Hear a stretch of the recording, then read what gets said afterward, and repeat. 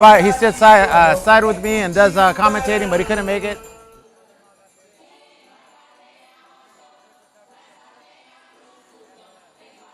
James Aguilar making his way to the cage. James Aguilar has always been a very dynamic, very explosive fighter, a wonderful jiu-jitsu specialist. Yeah, the 925 Guerrero, that's his nickname.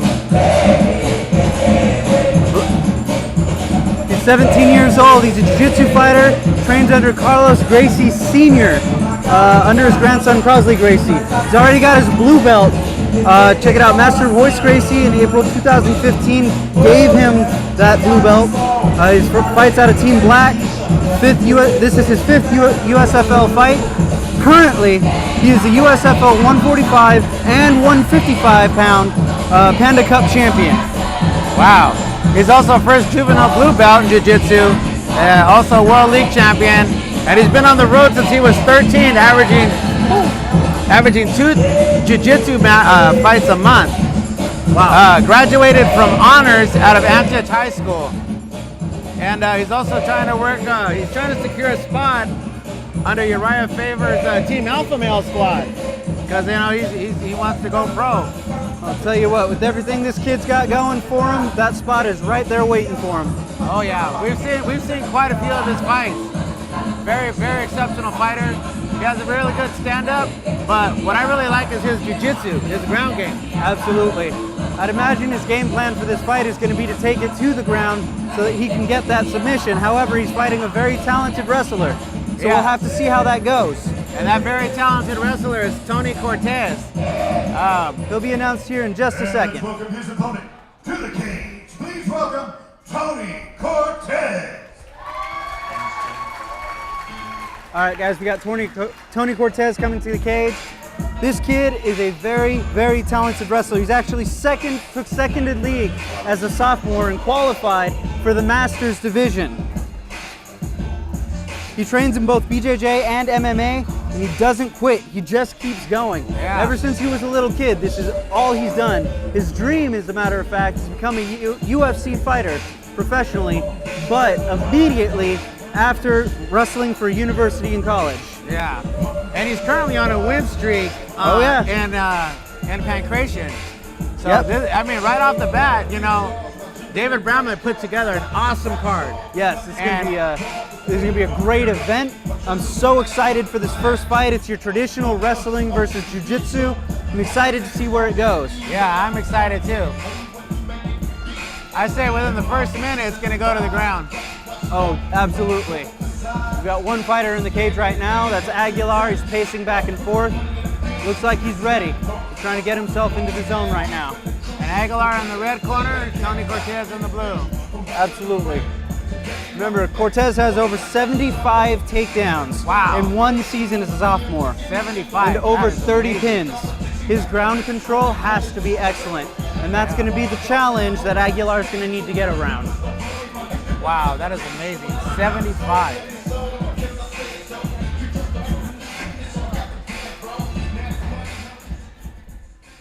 And into the cage goes Cortez. Ladies and gentlemen, our commentators for the day, Alex Lemos and Kyle Olsen. Blue corner and the other girl is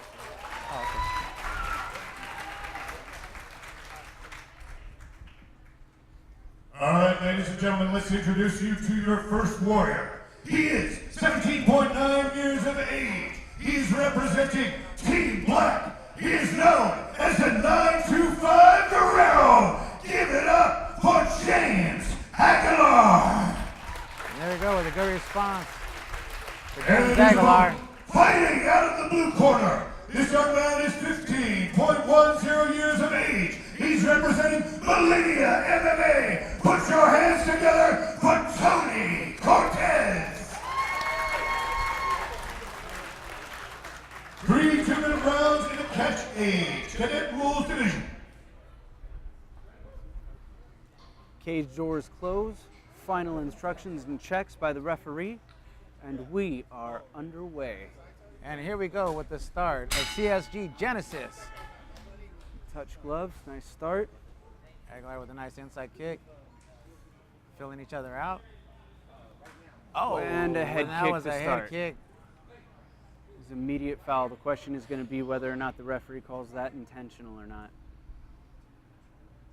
It didn't look like it landed hard, which is a good thing. Just checking him out, making sure he's okay. If necessary, the doctor will be called into the cage.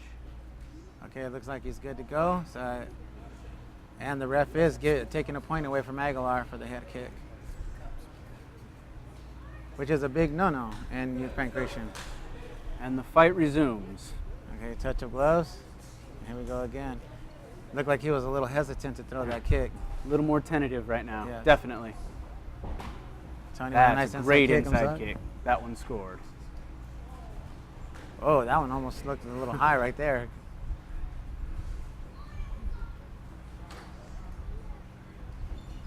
Still timing, still timing. It's a great little 1-2 combination by Cortez there. Yeah, I like how he's keeping his distance. Doesn't look like he's too anxious at, being a wrestler to Yeah. try and take it to the ground right away. Maybe he's aware of his jiu-jitsu. It's a good possibility. A lot of ground fighters like to showcase their skills standing up as well. Yeah. It might be an opportunity if he's been working on his stand-up to show us what he's got now. He's a very well-rounded. Great inside kick. And it looks like James felt that one. Yeah.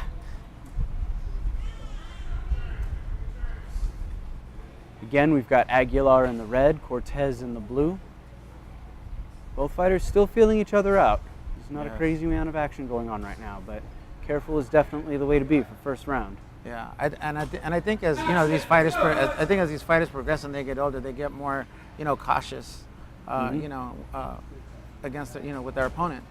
When they're younger, they tend to go all out and just want to go, right away go at it. So A little too excited to play. yeah. So in a way, this shows their maturity.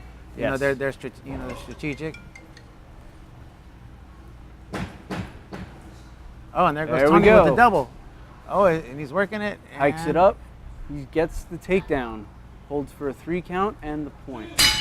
And that's the end of the There first you round. go. So who did he give the edge to on the first round, Kyle? Definitely give this one to Cortez. Landed more solid strikes. He was the aggressor going through that. You did see once the takedown was accomplished, though, Aguilar began to do that rubber guard. Yeah. So he started to showcase that jit skill right off the bat, but was not able to do anything with it. There was just no time. So let's see what the second round brings. What do you think? What do you think Cortez needs to do to get around all of the striking going on? Well, I think he needs to close off the distance. He needs to press him against the cage.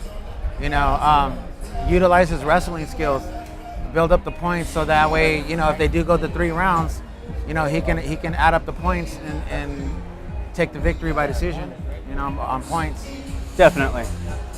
I'm a very cautious but not fighter. If I was in Aguilar's position, I think I would press for the takedown so I could fight out of my strength,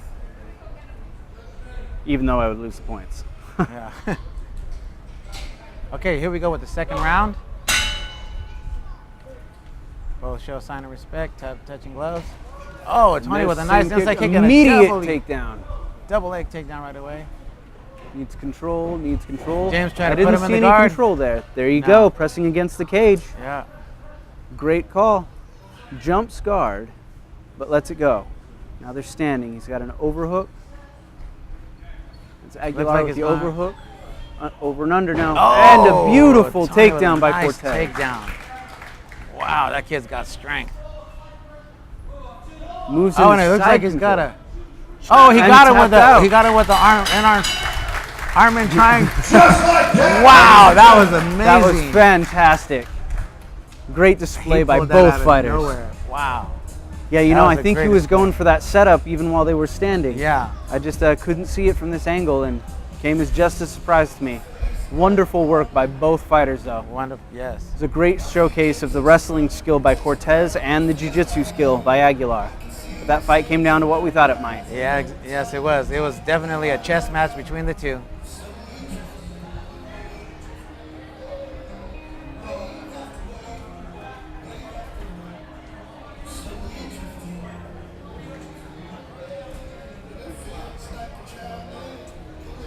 Neither fighter appears to be injured. Coaches are in the cage.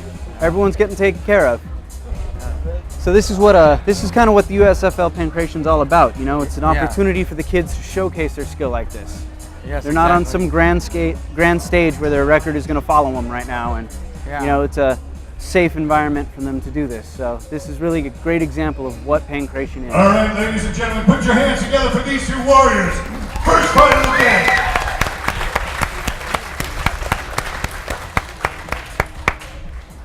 And we have our winner at 40 seconds of the very second round by Tarse. Put your hands together for James Aguilar.